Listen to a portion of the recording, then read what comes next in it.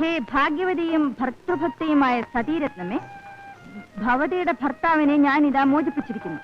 വിജയം കൈവരട്ടെ എന്ന് അനുഗ്രഹിച്ചു. ഇങ്ങനെ സാവിത്രി തന്റെ സാമർഥ്യം കൊണ്ട് തന്റെ ഭർത്താവിനെ രക്ഷിച്ച് ഭാഗ്യത്തിലേക്ക് നയിച്ചു. നീ ഇതിങ്ങനെ ഓടിച്ചു വായിക്കുന്നല്ലോ, ഇതിന് മുൻപ് ഇത് വായിച്ചിട്ടുണ്ടോ? വായിക്കുന്നു, പക്ഷെ മനസ്സിലാവുന്നുണ്ടോ? പഠിച്ചപ്പോൾ മനസ്സിലായില്ലായിരുന്നു. ചാരിത്രം നഷ്ടപ്പെട്ടു പോയതിനു ശേഷമാണ് ചാരിത്രശുദ്ധിയെപ്പറ്റി ശരിക്കും മനസ്സിലായത്.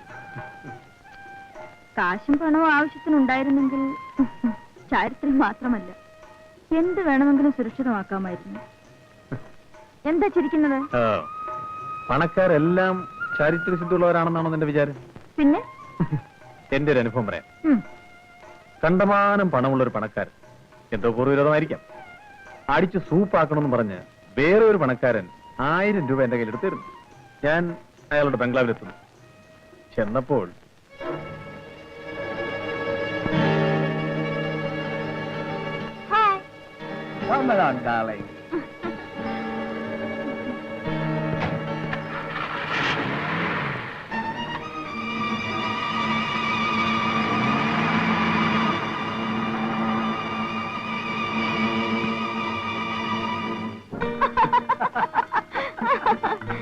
You naughty girl.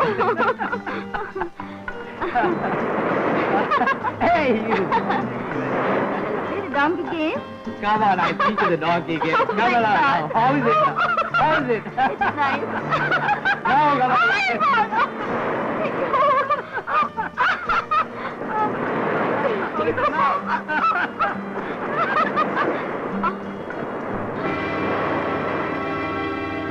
രാജശേഖരൻ മുതലാളി, തനിക്ക് ഞാനൊരു സമ്മാനം കൊണ്ട് വന്നിരിക്കുകയാണ്.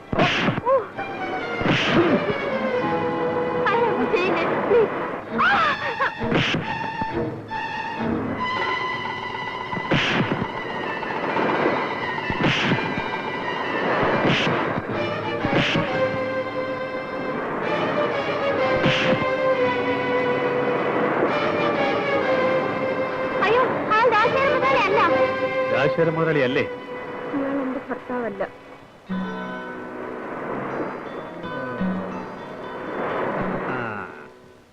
അപ്പോൾ ഇത് പുറത്തറിയാൻ പാടില്ല അല്ലേ?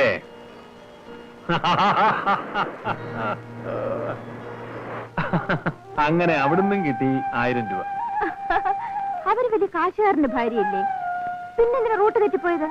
നിന്റെ വയറ് കത്തിയപ്പം നിന്റെ റൂട്ട് തെറ്റി, അവളുടെ കൊഴുപ്പ് കത്തിയപ്പം അവളുടെ റൂട്ട് തെറ്റി. എന്നിട്ട് ഇവരോട് ചാരിത്രശുദ്ധിയെ കുറിച്ച് ചോദിച്ചേ. 24 മണിക്കൂറും ശ്വാസം വിടാവുന്ന പ്രശ്നം എന്താ? എങ്ങനെയുണ്ട് പറയട്ടെ. ഒരു പാർട്ടി എന്റെ കൂടെ ഇരുന്നിട്ട് പുറത്തോട്ട് ഇറങ്ങിയപ്പോൾ വേറൊരു പാർട്ടി അകത്തേക്ക് കയറുന്നു.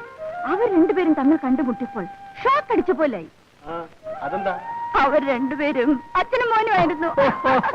വലിയ ബഹളം നടന്നാണല്ലോ. ആ പിന്നെ എന്തുകൊണ്ടാന്നറിയാമോ? എന്റെ വീട്ടിൽ വന്നതിനൊന്നുമല്ല, അച്ഛനേക്കാൾ മോന് 5 രൂപ കൂട്ടി തന്നുപോയി.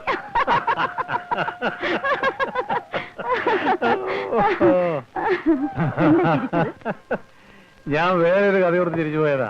എന്റെ അടുത്തോടെ പറഞ്ഞിട്ട് ചിരിക്കുന്നു. വേണ്ട, വൃത്തികേടാ. ഓ, വല്ലാത്ത വൃത്തികേട്. ഞാൻ കാണാത്തത്. കേട്ട് കഴിഞ്ഞു പിന്നെ വൃത്തികേടാണെന്ന് പറയരുത്. ഇല്ലില്ല, പറയാനേ.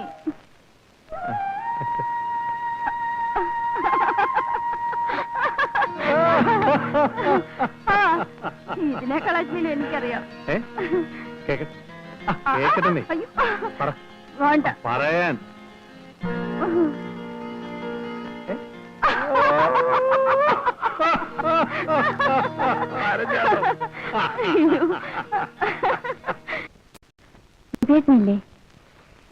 എന്തിനാ മറിയ നീ അയാളുടെ പിറകിന് നടക്കുന്നത്? അയാൾ ചീത്തയാ. ഒരു പക്ഷേ അയാൾ നിന്നെ കല്യാണം കഴിച്ചാൽ തന്നെയും അയാളുടെ കൂടെ അവസാനം വരെ സമാധാനത്തോടെ ജീവിക്കുമെന്നുള്ളതിന് എന്താണ് ഉറപ്പ്? നിങ്ങൾ ജീവിക്കുന്നതോ? ജീവിക്കുമെന്നോ? മാനം വിറ്റ് കഴിഞ്ഞുകൂടുകയാണ്. വിശപ്പിന് ആഹാരവും കൊടുക്കാൻ തുണിയും കിട്ടും. പക്ഷേ യാചിച്ചു കഴിയുന്ന ഒരു പാവപ്പെട്ട സ്ത്രീക്ക് കിട്ടുന്ന സ്ഥാനമോ അന്തസ്സോ പോലും ഇവിടെ കിട്ടില്ല. പണ്ടിനെ പിടിച്ച് തീപ്പെട്ടിക്കുള്ളിലാക്കി കളി കാണുന്നത് പോലുള്ള ദുരിതം പിടിച്ച ഒരു ജീവിതമാണ് എന്റെ ഈ വെപ്പാട്ടി ജീവിതം. പിന്നെ പലരുടെ മുമ്പിൽ പല്ലടിച്ച് കാണിക്കുന്നതിനേക്കാൾ ഭേദമാണല്ലോ എന്ന് കരുതി കഴിയുകയാണ്.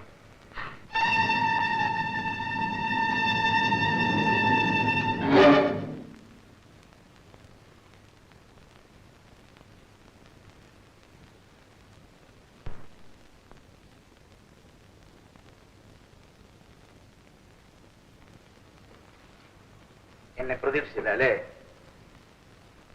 മോട്ടോർ സൈക്കിളിന്റെ ശബ്ദം കേട്ടതുമില്ല. അപ്പോ നിനക്കും ഇവിടുത്തെ ജീവിതം മടുത്തു. സമയത്തിന് ആഹാരം, ഇഷ്ടം പോലെ ഉടുപ്പ്, എന്റെ കൂടെ കിടക്കാൻ ഫോമിന്റെ മെത്ത, ഇതിൽ കൂടെ നിനക്ക് എന്താ വേണ്ടത്? എന്ന് നീ പിറുപിറുക്കാൻ തുടങ്ങിയോ അന്ന് നിന്റെ അക്കൗണ്ട് ക്ലോസ് എന്ന് പറഞ്ഞ ഓർമ്മയില്ല.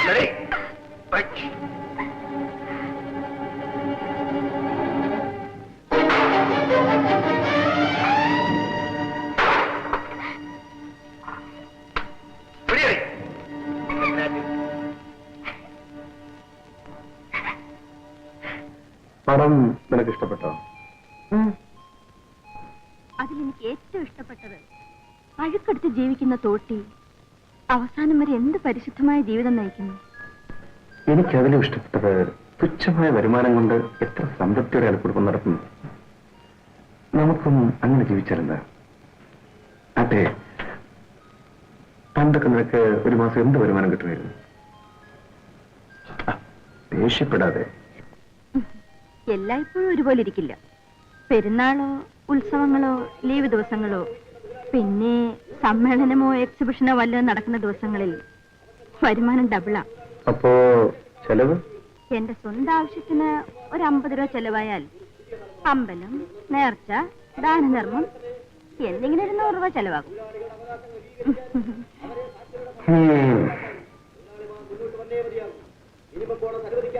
മീറ്റിംഗ്? അതെ, ഒന്ന് ശ്രദ്ധിക്കുക. അയാൾ നല്ലതുപോലെ നിനക്കെല്ലാം അറിയാം. പ്രസംഗം കഴിഞ്ഞാൽ പിന്നെ നേരെ ഇങ്ങോട്ടല്ലേ വരുന്നത്? ഇനി ഏതവനെങ്കിലും ഇങ്ങോട്ട് വരട്ടെ, ഇടിച്ച് അവന്റെയൊക്കെ പല്ല് ഞാൻ കുഴിക്കും.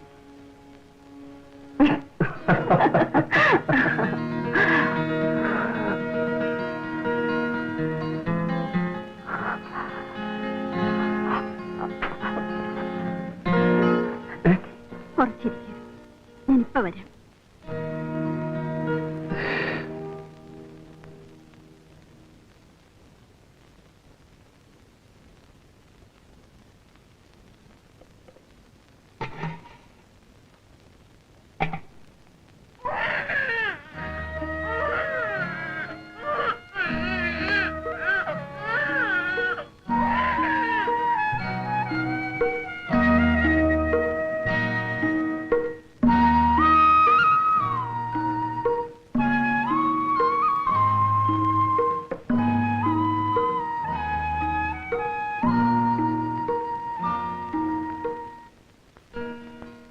നീ എവിടെ പോയി?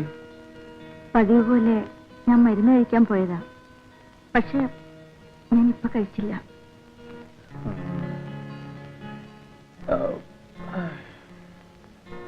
നീ വാ.